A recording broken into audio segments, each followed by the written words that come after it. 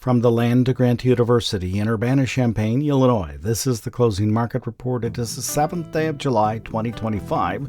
I'm Extension's Todd Gleason. Coming up, we'll talk about the commodity markets with Curt Kimmel. He's at agmarket.net. We'll hear from agricultural economist at the University of Minnesota, Ed Usset, and we'll discuss the weather forecast with Mark Russo of EverStream Analytics. I'll also tell you about an upcoming next Tuesday, not tomorrow, but the following one, farmdoc webinar related to the One Big Beautiful Bill Act as it relates to farm policy and the changes. A farm bill was written inside of that act. You want to be there for that, and I'll give you information about how to get yourself registered, and we'll do all of that on this Monday edition of the Closing Market Report from Illinois Public Media. It is public radio for the farming world, online on demand at WILLAG.org.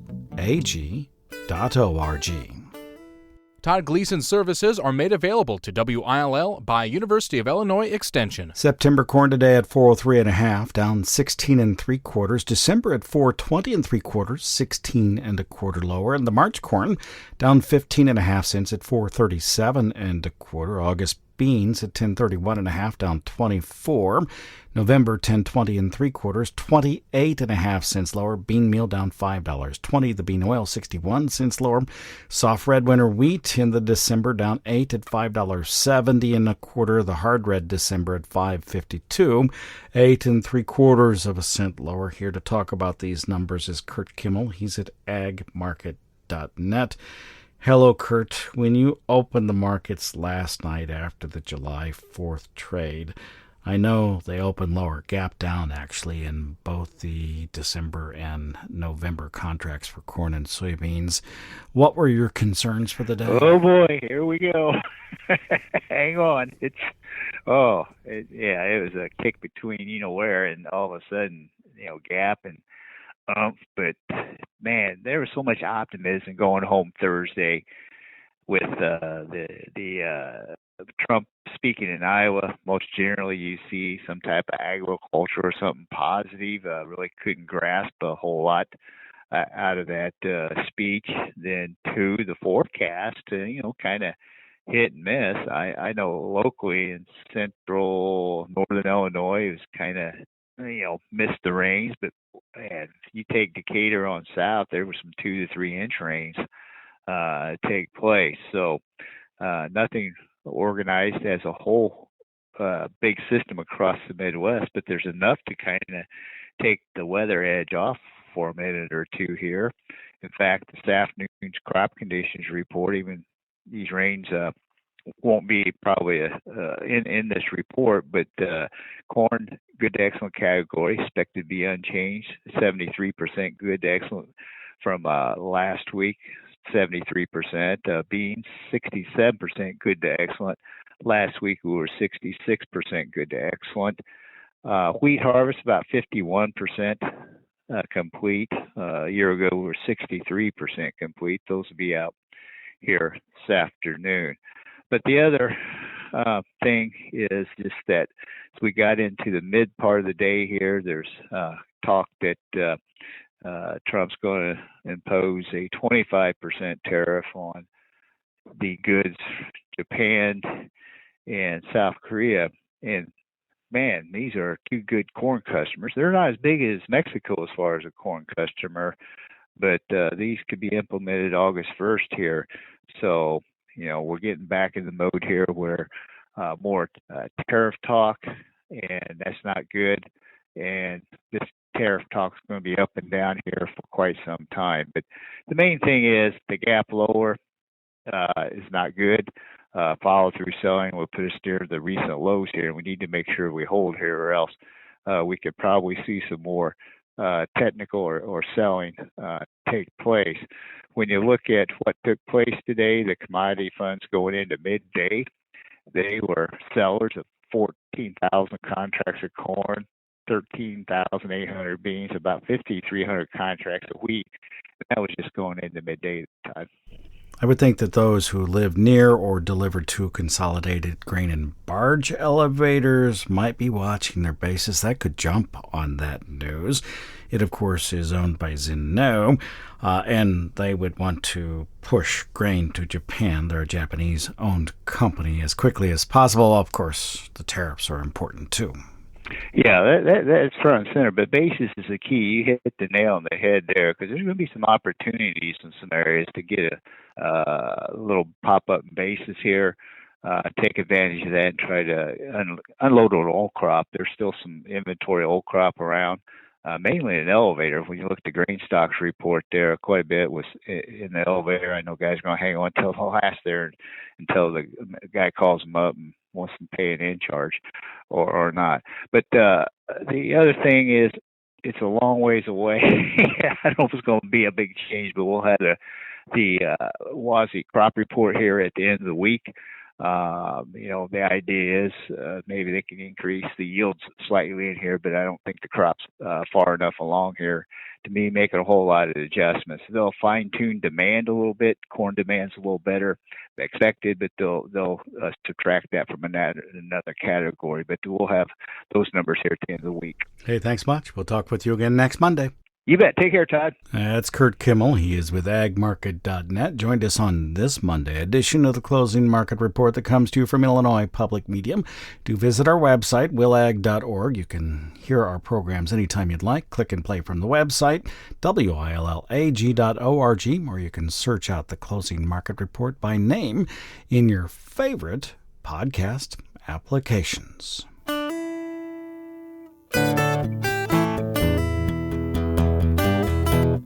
I'm University of Illinois Extension's Todd Gleason.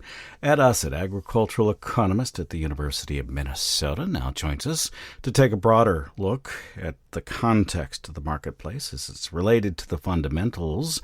Hi, Ed. Thank you very much. First, just as a reminder, you have a rule: thou shalt not carry old crop, corn or soybeans, into July. I know that's been broken, but you do have a rule about that. And today, producers who have done so probably are pretty worried, I would think, about what they can look forward to the rest of the summer. How are the fundamentals setting up for corn and soybeans, in your opinion? Well, the crops look good. We have the crop conditions report coming out. I was just reviewing them myself last week from a U.S. perspective, Minnesota perspective. It's looking very good in general. There's always going to be some of your listeners, but it doesn't look good here, it doesn't look good there. But in general, our crop looks good. The weather forecasts look good. We're trading. I think that we trade and have been trading, the 10-day, 2-week forecast. It looks good. It looks good. And when it looks good like that, we're going to have down days. By the way, I'm sure there are a number of sinners out there who are holding old crop grain after July 1. I call that the 11th commandment of grain marketing. Thou shalt not hold cash corn or soybeans after July 1. And it's funny, in years past, I've had people ask me, what are the first 10 commandments in grain marketing? I said, someone else handled the first 10 commandments. I just had the 11th. So.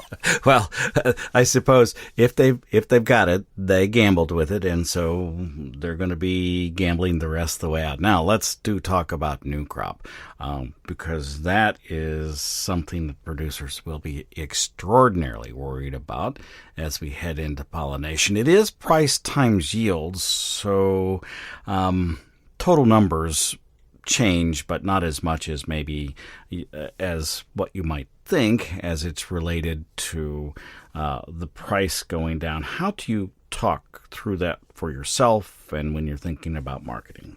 Well, right now I am looking at this bad day and remembering an old saw in the grain business. Don't know if it holds up every year, but the thought being you go with the flow after the 4th of July. In other words, if things start to collapse, it's not a good thing. if we get a rally after the 4th of July, that you go with the flow after the 4th of July. That's why today is such a crushing disappointment, because we're not off a bit, we're off a lot. Right now, corn off 11 cents, soybeans off 28. It's not good. If we're waiting, and I have been waiting for a rally to sell, and I regret having waited.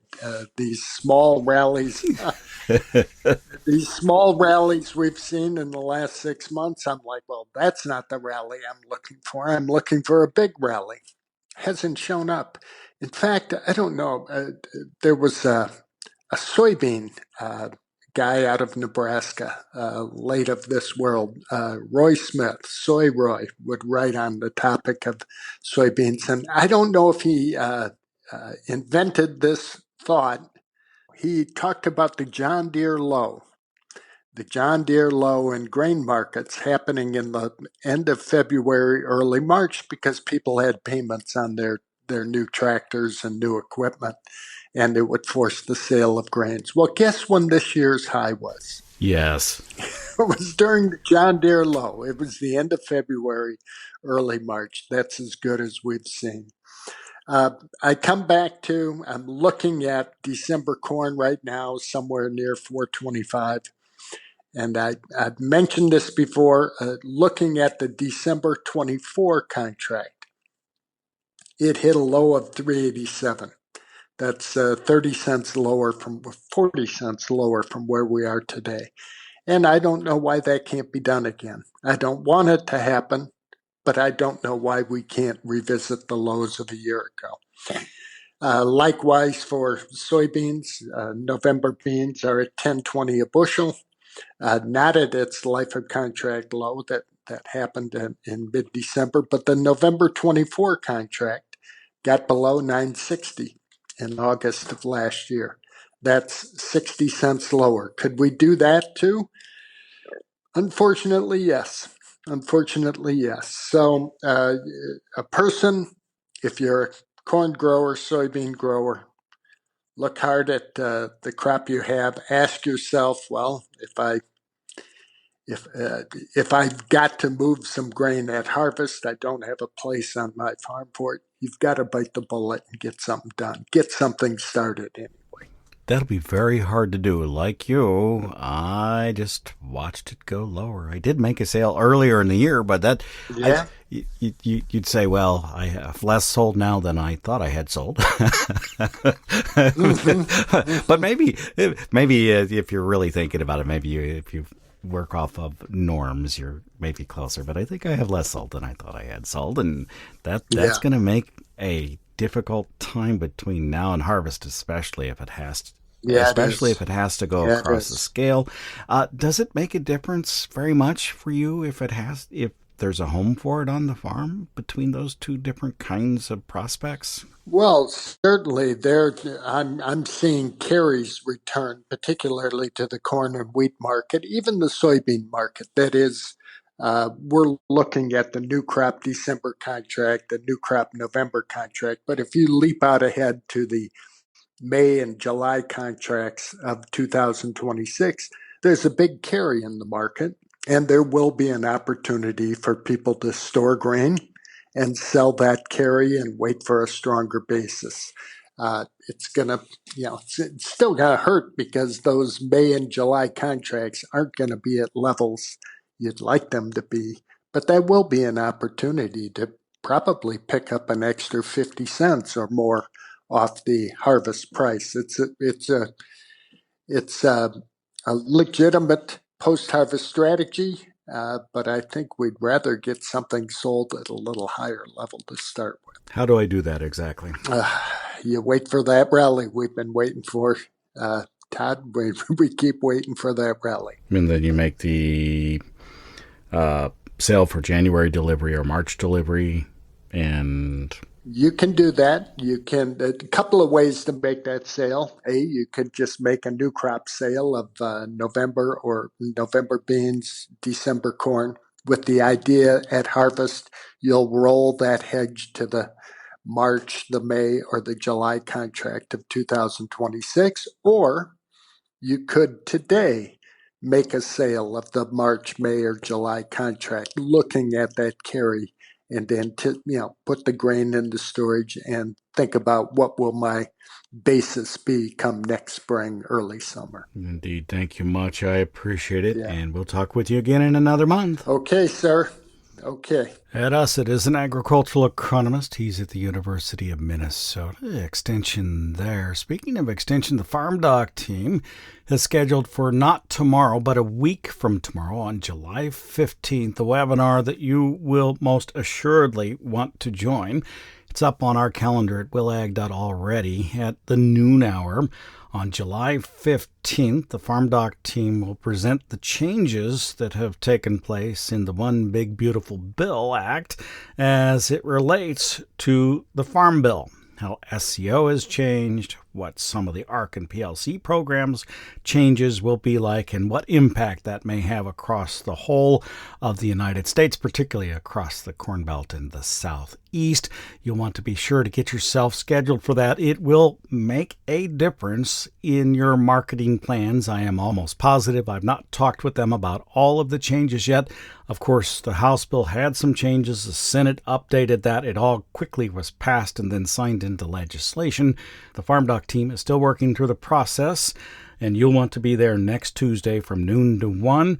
Watch our website, willag.org, for the updated link. Once that becomes available, I'll put it there so that you can register for the FarmDoc webinar on July 15th related to the One Big Beautiful Bill Act and its impact on farm policy.